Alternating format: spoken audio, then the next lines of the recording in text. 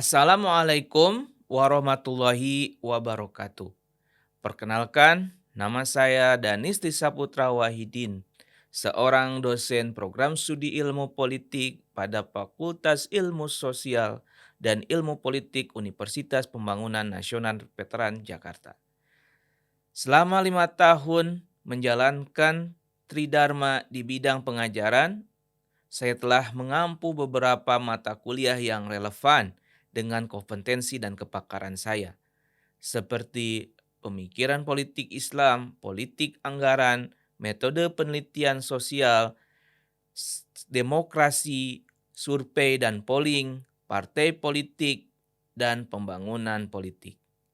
Pada kesempatan ini, saya akan menjelaskan satu mata kuliah dari beberapa mata kuliah tersebut, yaitu metode penelitian sosial dan politik yang kemudian dikenal dengan metode penelitian sosial yang akan saya jelaskan melalui pendekatan DIA, yaitu Delivery, Interaction, dan Assessment. Apa mata kuliah tersebut? Mata kuliah metode penelitian sosial merupakan mata kuliah wajib prodi yang ditempuh pada semester kedua dengan bobot 3 SKS. Sebagai deskripsi, mata kuliah ini merupakan mata kuliah yang mengkaji dasar dalam ilmu politik. Mata kuliah ini bertujuan memberikan pemahaman kepada peserta kuliah tentang dasar-dasar metode penelitian sosial, baik dengan paradigma positivisme yang mengedepankan metode kuantitatif maupun interpretisme yang lebih mengutamakan metode kualitatif. Oleh karena itu, metode penelitian sosial akan membekali mahasiswa dengan perangkat dasar seperti pengertian penelitian dan metode, desain dan jenis, metode penelitian sosial, metode pengumpulan data, analisis dan pelaporan metode penelitian. Mata kuliah ini diharapkan dapat mendukung capaian pembelajaran prodi ilmu politik agar kompetensi yang dihasilkan sesuai dengan profil lulusan yang ditetapkan, di mana mahasiswa diharapkan mampu untuk memahami prinsip-prinsip berpikir ilmiah sehingga mampu membedakan cara berpikir ilmiah dan cara berpikir non-ilmiah, mampu menjelaskan metodologi yang digunakan dalam penelitian sosial dan politik, dan pada akhir perkuliahan mahasiswa diharapkan mampu untuk memahami konsep-konsep dasar dalam penelitian sosial dan politik, mendiskusikan paradigma penelitian, baik positivisme, konstruktivisme, transformatif, dan pragmatisme, serta berbagai kritik-kritiknya. Memahami dan menjelaskan elemen-elemen penelitian sosial dan politik, menyesuaikan desain penelitian kualitatif, menjelaskan dan memahami tentang metode mixed method, membuat laporan, dan menyajikan datanya. Apa saja yang dipelajari dalam mata kuliah ini? Yaitu pada pertemuan pertama saya memberikan perkenalan, penjelasan RPS, kontrak belajar, dan pengantar pada konsep-konsep penelitian sosial. Kemudian pada materi kedua dijelaskan tentang apa itu epistemologi, paradigma, dan pendekatan di dalam penelitian sosial. Kemudian mahasiswa diajarkan tentang elemen-elemen penelitian sosial dan politik, seperti teori, konsep, jenis penelitian, metode pengumpulan data, dan metode analisis. Kemudian mahasiswa juga dijelaskan tentang jenis-jenis dan desain penelitian kualitatif, validitas, reliabilitas, akurasi di dalam penelitian kualitatif, metode pengukuran dalam penelitian kualitatif, serta teknik analisis dan penyajian data kualitatif. Pada pengembangannya, mahasiswa diberikan pemahaman tentang apa yang disebut penelitian politik etnografi. Kemudian etika penelitian di dalam penelitian kualitatif. Sebagai pelengkap, mahasiswa juga diberikan pemahaman tentang jenis-jenis dan desain penelitian kuantitatif. Validitas, reliabilitas, dan akurasi pada penelitian kuantitatif, metode pengumpulan data kuantitatif, teknik analisis, penyajian data kuantitatif, serta bagaimana etika penelitian kuantitatif dan penelitian campuran, serta pelaporan dan penyajian datanya. Bagaimana cara agar materi tersebut dapat tersampaikan? Pertama, saya menggunakan textbook dalam bentuk e-book yang dapat diakses oleh seluruh mahasiswa melalui platform Learning Management System UPN Veteran Jakarta, yaitu LEADS. Buku-buku yang kemudian saya sampaikan untuk menjadi referensi utama adalah buku Social Research Method yang ditulis oleh Alan Bryman. Kemudian buku Oxford Handbook of Political Science Methodology yang ditulis oleh Stephen Meyer Box. Kemudian buku Introduction to Qualitative Research yang ditulis oleh Uwe Flick. Dan sebagai referensi penunjang lainnya berasal dari literatur tambahan serta jurnal dan artikel yang dihasilkan oleh tim dosen. Kemudian, sistem pembelajaran atau metode perkuliahan yang digunakan menerapkan pembelajaran bauran, baik dilakukan secara tatap muka, offline maupun online.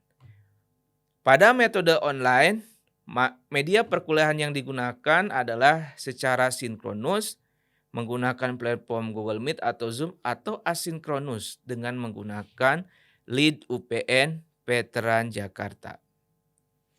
Ketiga, terkait dengan metode pembelajaran, saya biasa menggunakan self-directed learning. Ini digunakan untuk memacu dan meningkatkan high order thinking skill mahasiswa, di mana mahasiswa didorong agar selalu proaktif dan berinisiatif, serta bertanggung jawab dan selalu belajar mandiri. Kemudian case-based method, di mana mahasiswa didorong untuk berpartisipasi aktif, berbasis diskusi untuk menyelesaikan berbagai permasalahan dan kasus. Kemudian project-based learning, di mana mahasiswa diberikan metode pembelajaran menggunakan proyek sebagai sebuah media pembelajaran. Kemudian bagaimana metode tersebut bekerja dalam interaksi pembelajaran antara mahasiswa dan dosen? Pertama, pola interaksi yang saya terapkan dapat berguna secara efektif dengan cara saya memfasilitasi mahasiswa untuk mempersiapkan sebelum kegiatan tatap muka, di mana mahasiswa diberikan bahan-bahan seperti RPS, e-book, PPT, dan video pembelajaran. Mahasiswa juga diberikan pretest, posttest untuk kemudian menjadi kasus diskusi saat kegiatan tatap muka. Pada kegiatan tatap muka atau kegiatan secara sinkronus, kegiatan tersebut dilakukan menggunakan Zoom dengan membahas diskusi kasus, masalah, atau proyek dengan mahasiswa mempresentasikan karya ilmiah. Kemudian sebagai umpan balik, pada saat tatap muka dengan memberikan tanggapan dan penjelasan terkait pendekatan konsep, maka saya memberikan post-test kepada mahasiswa. Selain itu, saya juga melakukan interaksi dengan mahasiswa, memanfaatkan aplikasi email, WhatsApp, grup, agar secara real time mampu merespon, memberikan tanggapan, dan mengevaluasi atas pertanyaan-pertanyaan yang belum mereka pahami di dalam pembelajaran tersebut. Untuk assessment, ada 3 yang saya lakukan. Pertama adalah aktivitas partisipatif, dengan indikatornya adalah kemampuan berkomunikasi, kemampuan berdiskusi, keterbukaan, perilaku dalam berkelompok, dan kemampuan belajar. Kemudian ada kuis yang berupa critical review dan project presentation. kemudian pretest dan posttest, kemudian ada UTS dan UAS berupa esai, multiple choice, dan soal-soal yang mampu dilakukan secara take home dan kemudian mengasah mahasiswa untuk berpikir secara luas. Terakhir, komponen penilaian pada mata kuliah ini adalah sebagai berikut. Pertama, aktivitas partisipatif 10%, kuis atau tugas 15%, hasil proyek 15%, UTS 25%, UAS 35%. Selanjutnya, saya akan menayangkan rekaman proses pembelajaran mata kuliah metode penelitian sosial dalam bentuk real classroom pada pertemuan pertama yang membahas tentang metode penelitian mixed method. Pembelajaran ini akan dilakukan secara online dengan menggunakan platform Zoom Meeting. Selamat menyaksikan. Transformatif, penelitian itu boleh bersifat politis, boleh bersifat emansipatoris, boleh berpihak, ya. Dan lalu kemudian menurut kelompok transformatif, penelitian itu harus berorientasi pada perubahan. Nah, berbeda dari pandangan kelompok positivis yang menganggap bahwa penelitian itu harus netral, ya. Ilmu pengetahuan itu untuk ilmu pengetahuan. Tidak boleh seorang peneliti itu memiliki kepentingan politik atau seorang peneliti itu memiliki keinginannya sendiri, ya, untuk memaknai ilmu pengetahuan. Nah, inilah kritik-kritik yang muncul sebagai sebuah kritik terhadap perkembangan post-positivis dan positivis. Sedangkan positivisme itu sendiri sebetulnya pada awalnya adalah kritik terhadap perkembangan ilmu pengetahuan yang diwarnai oleh dogma-dogma agama yang pada saat itu muncul di era kegelapan. Nah, ini yang menjadi sebuah landasan historis dan filosofis munculnya kualitatif dan kuantitatif di dalam peradaban ilmu pengetahuan manusia, khususnya dalam dunia ilmu penelitian sosial. Nah, tetapi kemudian kelompok kualitatif ini mulai menanyakan ke dalam dirinya sendiri, apakah teks itu mampu untuk kemudian menggambarkan realitas yang ada. Dan kemudian mereka menyimpulkan teks itu tidak bisa tidak bisa menyimpulkan realitas sendirian, tetapi kemudian dia harus bersamaan, ya, beserta dengan data-data kuantitatif. Apalagi kemudian muncul berbagai perkembangan sosial hari ini yang kemudian lebih bersifat destruktif, ya, lebih sangat cepat juga, ya. Lalu kemudian perkembangan yang berbasis pada digital, ya, berbasis pada data, kemudian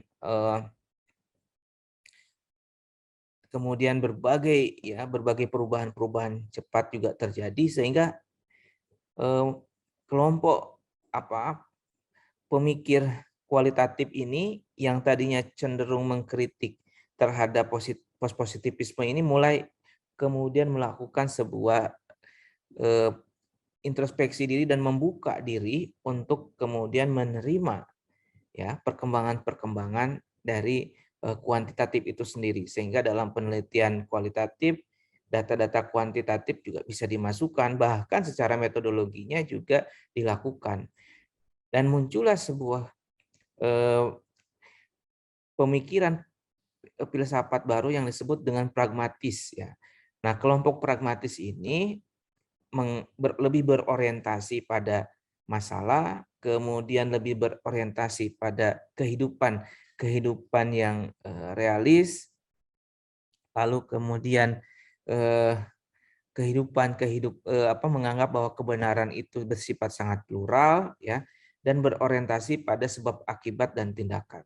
Nah, jadi pada intinya mixed method atau pendekatan campuran itu ya menurut Creswell dipengaruhi oleh sebuah pandangan hidup pragmatisme atau the worldview pragmatisme ya.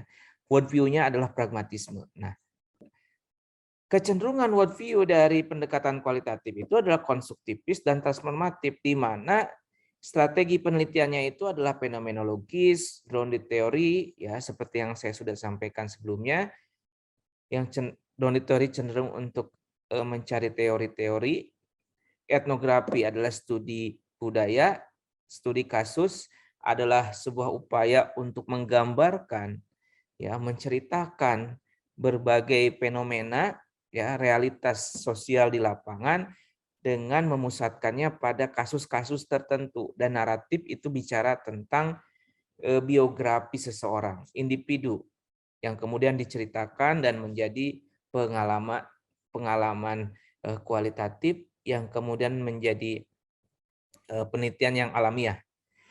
Nah, pada pendekatan metode campuran, worldview-nya adalah pragmatis seperti yang saya tadi sampaikan.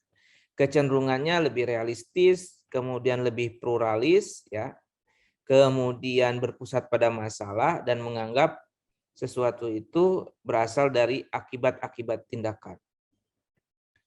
Nah, pada konteks ini metode-metode atau strategi penelitian yang digunakan itu adalah sekuensial, ya, kongruen dan transformatif. Dan metodenya cenderung menggunakan pertanyaan terbuka dan tertutup disatukan sekaligus. Sedangkan pada praktiknya mengumpulkan data kuantitatif dan kualitatif ya sekaligus sambil mengembangkan landasan pemikiran untuk pencampuran. Penggabungan data-data pada tahap-tahap penelitian yang berbeda, kemudian menyajikan gambar visual pada prosedur dalam penelitian. Nah, sedang ini menggabungkan ya kuantitatif dan kualitatif sekaligus dalam satu unit ya. Nah, kuantitatif itu cenderung memverifikasi teori, kualitatif itu cenderung untuk mengumpulkan makna dari para partisipan, fokus pada konsep dan fenomena tunggal ya, membawa nilai-nilai pribadi ke dalam penelitian, kemudian meneliti konteks atau setting partisipan, ya, memvalidasi akurasi temuan-temuan dan menginterpretasikan data. Nah, ini kualitatif. Jadi cenderung tidak bebas nilai, kemudian nilai-nilai pribadi ya yang dimunculkan dalam menerjemahkan dan menginterpretasikan data, dan kemudian berkolaborasi dengan partisipan untuk menciptakan informasi-informasi di dalam penelitian kualitatif. Nah, saya kira sudah jelas ya bahwa campuran itu sebetulnya ya menggabungkan nilai-nilai baik yang ada di dalam pendekatan kuantitatif dan juga pendekatan kualitatif. Jenis atau modelnya bisa konvergen paralel atau paralel konvergen, di mana kemudian kuantitatif dilakukan secara paralel dengan kualitatif atau kualitatif dilakukan paralel dengan kuantitatif, lalu kemudian dibandingkan atau dihubungkan ya untuk kemudian diinterpretasikan. Disebut dengan paralel konvergen. Ada juga yang disebut dengan metode campuran sekuensial explanatory, di mana Anda melakukan penelitian kuantitatif terlebih dahulu, lalu setelah itu menindaklanjutinya dengan kualitatif dan menginterpretasikannya. Sedangkan sekuensial exploratory itu Anda memulai dengan kualitatif, kemudian membentuk teori atau konsep-konsep yang ditemukan di lapangan, lalu kemudian setelah itu dilanjutkan dengan penelitian kuantitatif dan diinterpretasikan. Sedangkan pada penelitian campuran atau embedded, kuantitatif dan kualitatif itu dilakukan secara bersamaan, kemudian diinterpretasikan. Nah, pada penelitian transformatif itu adalah penelitian transformatif yang kemudian dilakukan secara mixed method. Jadi metode campuran transformatif itu adalah metode penelitian kualitatif transformatif yang dilakukan secara campuran. Jadi pemikiran penelitian transformatif itu misalnya tentang feminisme, tentang politik rasial, tentang difabel ya dan lain sebagainya. Jadi kajian-kajian yang mencoba untuk membangun gagasan emansipatoris, pembelaan terhadap kelompok-kelompok yang lemah, pembelaan terhadap kelompok-kelompok devian ya atau non mainstream dan pembelaan terhadap kelompok-kelompok yang termarginalkan. Sehingga kemudian mereka mendapatkan ruang di tengah-tengah publik dan mendapatkan penghargaan eksistensi ya dalam kehidupan sosial. Nah, makanya kerangka pemikiran transformatif itu bersifat politis, bersifat memihak ya, kemudian bersifat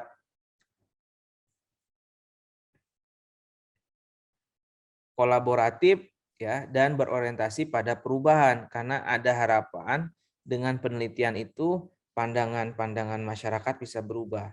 Misalnya penelitian juga tentang LGBT dan lain sebagainya. Nah, pada metode campuran multifase, penelitiannya itu dilakukan dengan skala besar, longitudinal atau serentak dan serentak dan kemudian periodik ya. Jadi dia tidak dilakukan hanya sekali, bisa dilakukan 2 kali, 3 kali, 4 kali atau lebih. Nah,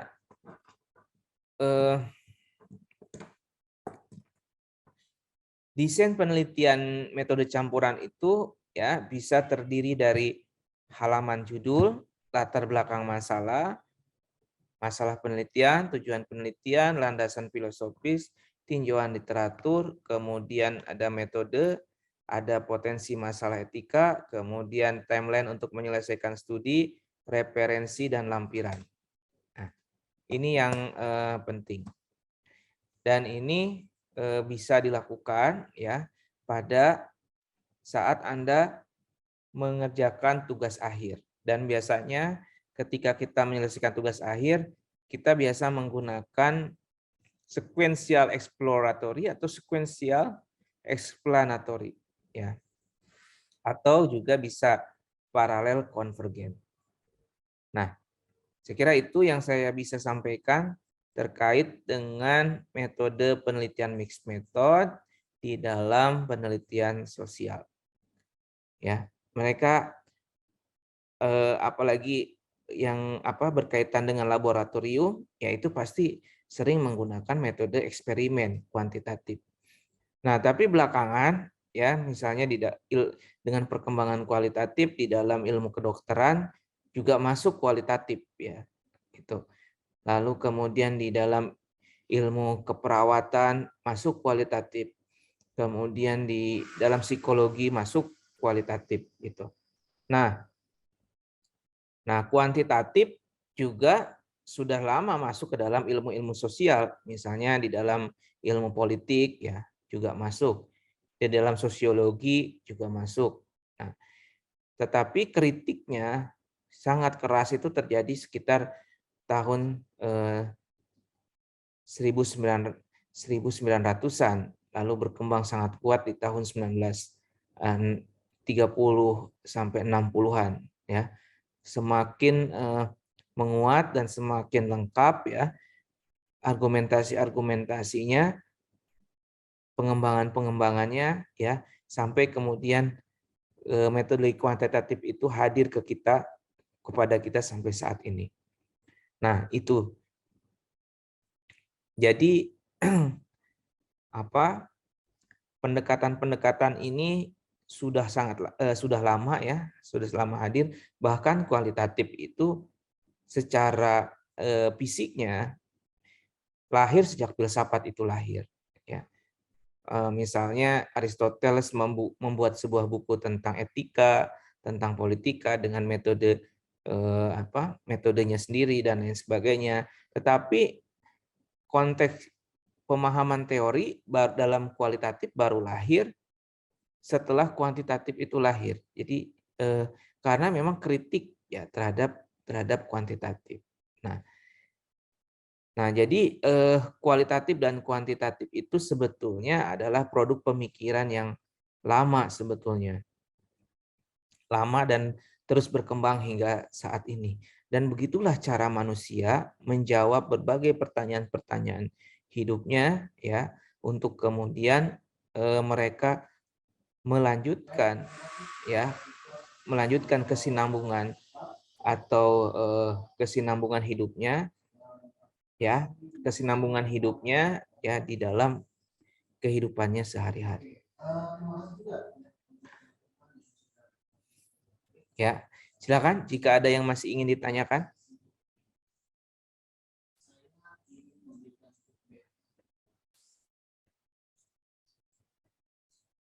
Cukup? Baik. Saya ucapkan terima kasih.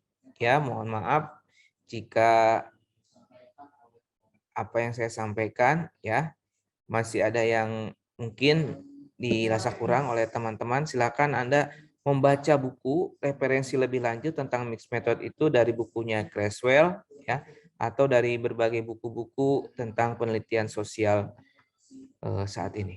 Demikian tayangan cuplikan proses pembelajaran pada mata kuliah metode penelitian sosial yang saya ampu.